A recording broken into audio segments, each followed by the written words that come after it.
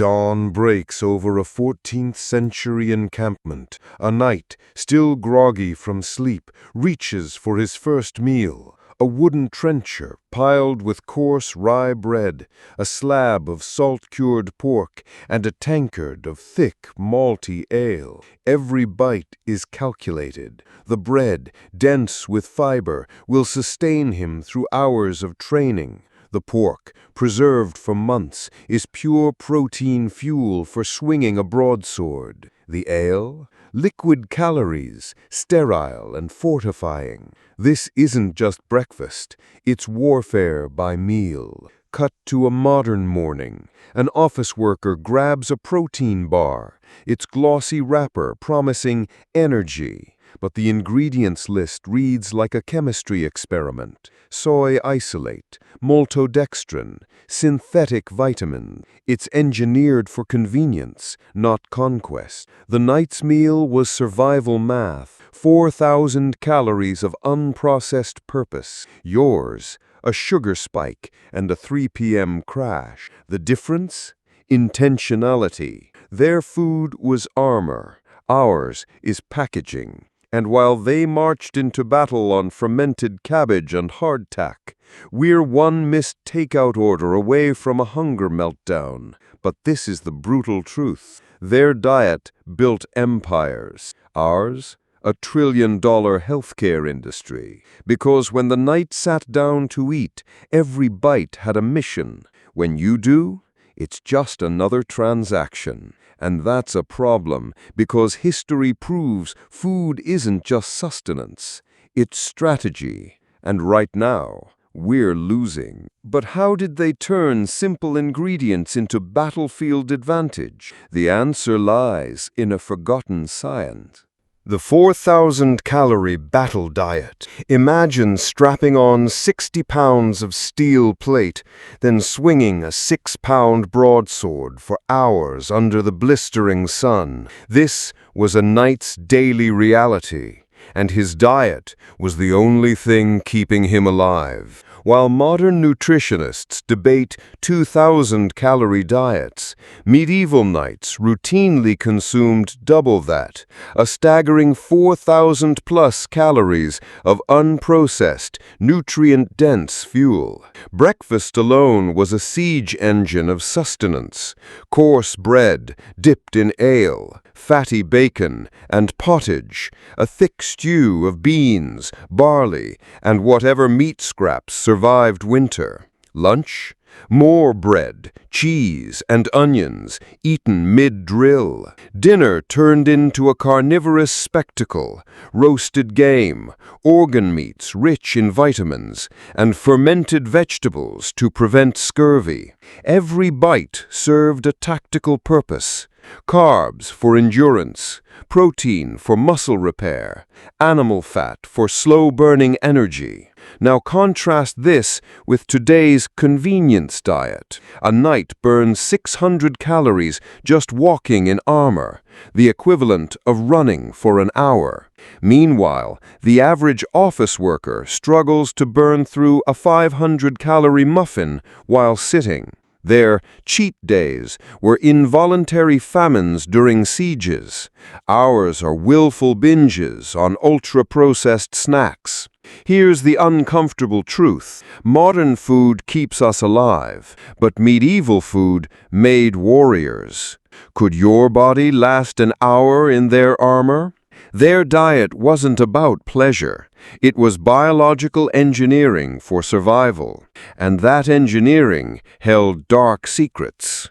One of those secrets, fermentation, the forgotten superpower that turned rotting cabbage into a battlefield advantage. The forgotten science of fermentation and foraging. Beneath the floorboards of every medieval castle, a silent army was at work. Crocks of sauerkraut bubbled in cool cellars, transforming cabbage into a vitamin C-rich superfood. Barrels of mead fermented slowly, turning honey into an antiseptic, calorie-dense drink. Even their bread was alive. Sourdough starters passed down through generations, each batch teeming with gut-friendly bacteria.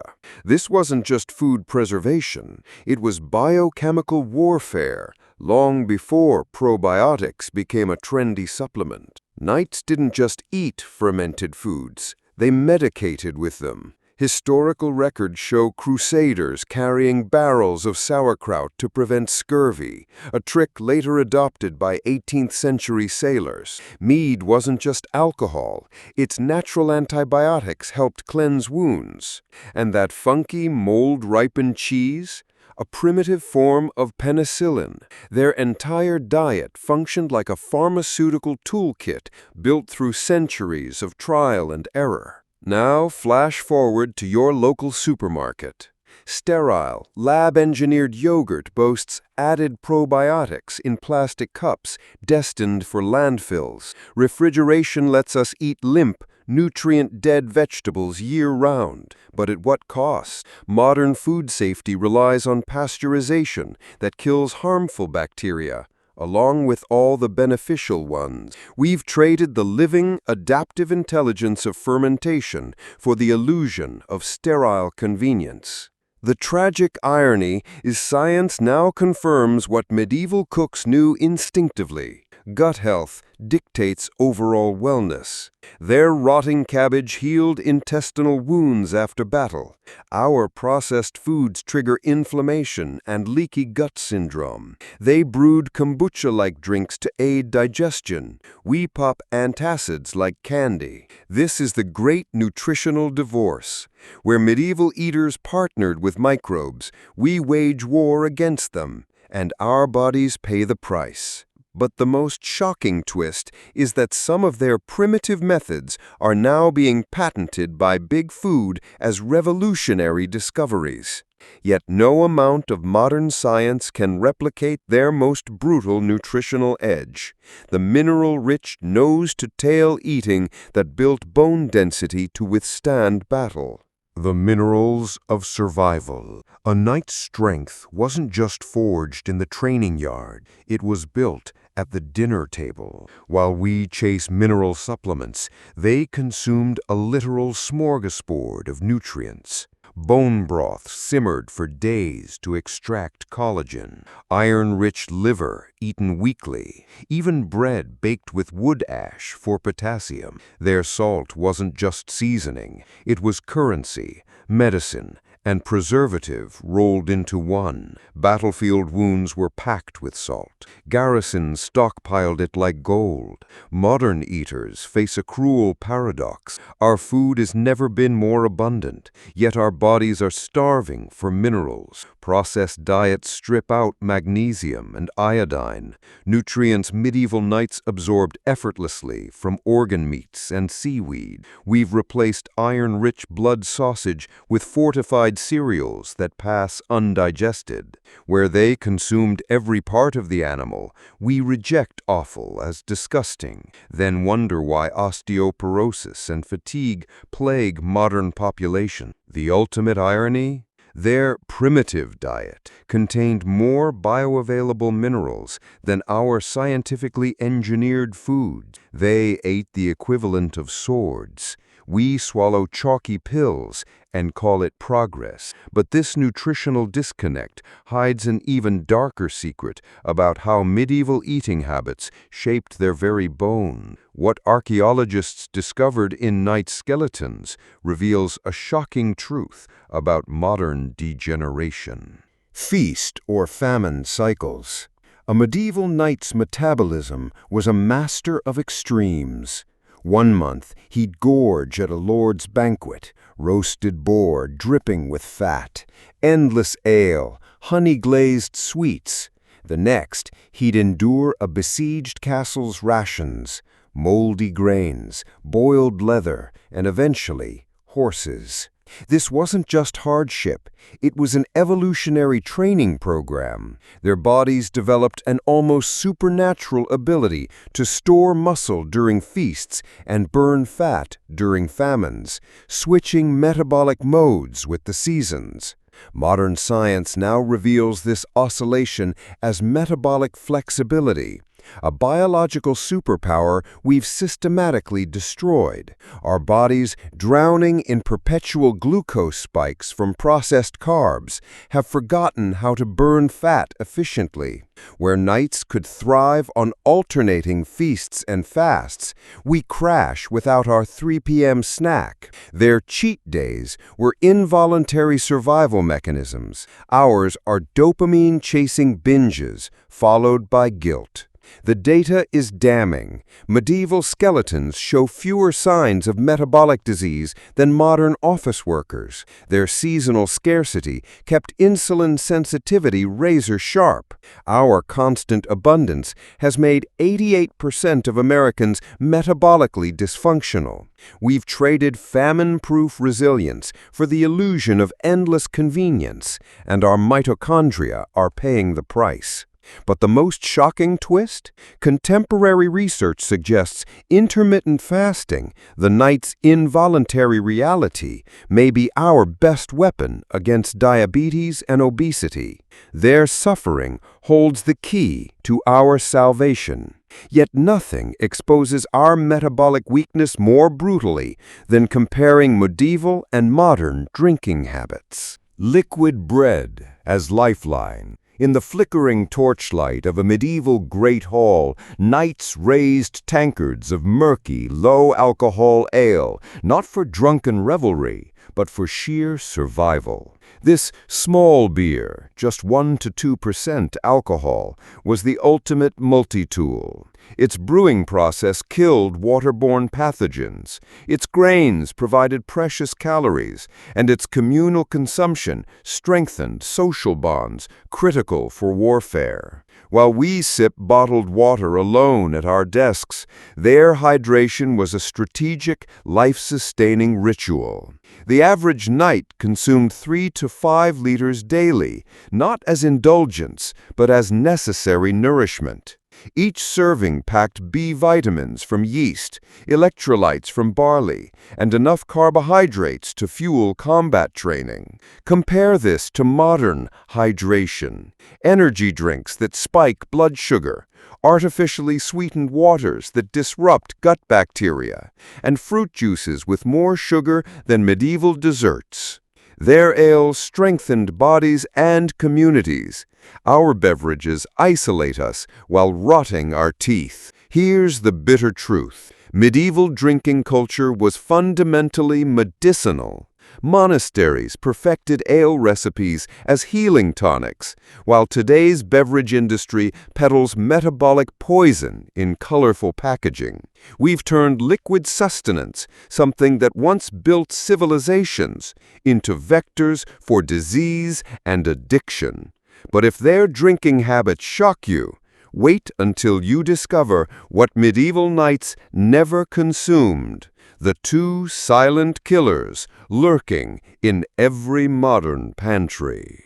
The silent killer they avoided that you can't. In a medieval knight's pantry held 2 conspicuous absences that make modern nutritionists gasp: refined sugar and seed oils. These twin pillars of contemporary diets, ubiquitous in everything from salad dressings to protein bars, were as foreign to them as microplastics. While we pump our bodies with these industrialized slow poisons, their food lacked these metabolic landmines completely. The consequences? Skeletal remains show they suffered virtually none of our modern plagues. No diabetes, no fatty liver disease, no systemic inflammation. Sugar existed for them only as rare honey or seasonal fruit, perhaps 4 kilograms annually per person, compared to our 60 kilograms. Their fats came from animals,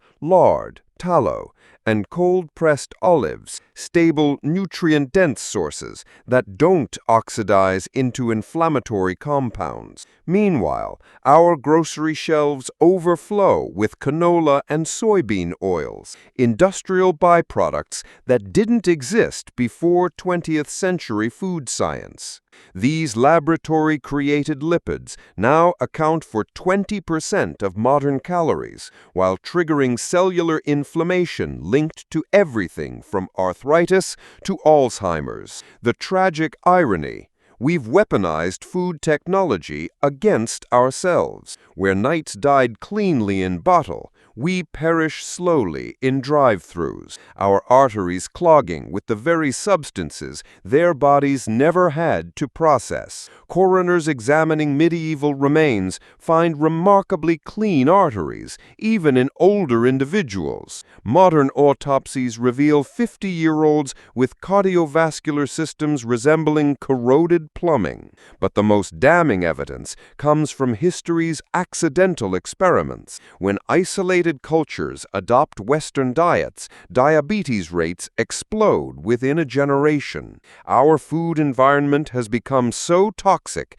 that even Knight's legendary discipline might crumble before a convenience store snack aisle. This metabolic sabotage manifests most visibly when we compare medieval and modern physiques. And what happens when bodies built for office work try to fill a suit of armor? The armor gap. Strapping on a full suit of plate armor was the equivalent of wearing a 50-pound weight vest 14 hours a day, an unthinkable demand for most modern bodies. Yet, knights not only moved effortlessly in this steel exoskeleton, they fought, climbed ladders, and even performed gymnastic maneuvers. This wasn't just training, it was the physical manifestation of their ironclad diet. Their bones were denser from calcium-rich broths, their muscles fueled by slow-burning animal fats, their connective tissues strengthened by collagen from nose-to-tail eating. Today, we've created a perverse inversion of medieval physiology, where obesity once signaled wealth. Only nobles could afford abundant food. It now correlates with poverty, the cheapest calories being the most metabolically destructive. Gym routines focus on cosmetic gains, while our sedentary lifestyles atrophy the functional strength knights took for granted. Modern reconstructions reveal most people can't walk 100 yards in full armor without collapsing, let alone swing a sword. The bitter truth lies in bone scans. Medieval femurs show greater cortical thickness than modern athletes. Their exercise wasn't scheduled, it was baked into survival. While we count steps on smartwatches, they walked 8 to 10 miles daily just to perform basic tasks. Our bodies, drowning in comfort, are becoming museum pieces, incapable of the physical feats that were once commonplace.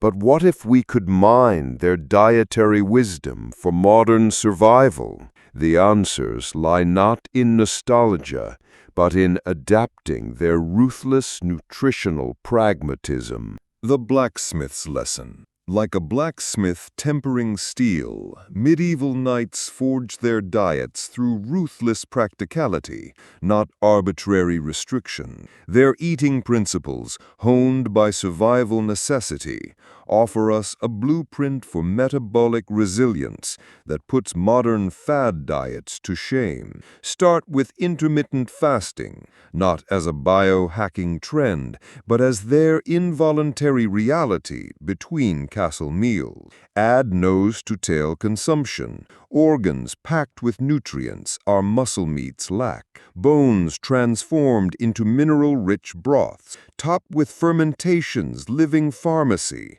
turning preservation into gut-healing alchemy. Compare this to today's diet roller coaster. Keto 1 month, vegan the next, all while battling constant cravings. Their food framework wasn't about weight loss, it was about performance sustainability. A knight couldn't afford brain fog from carb crashes or inflammation from seed oils.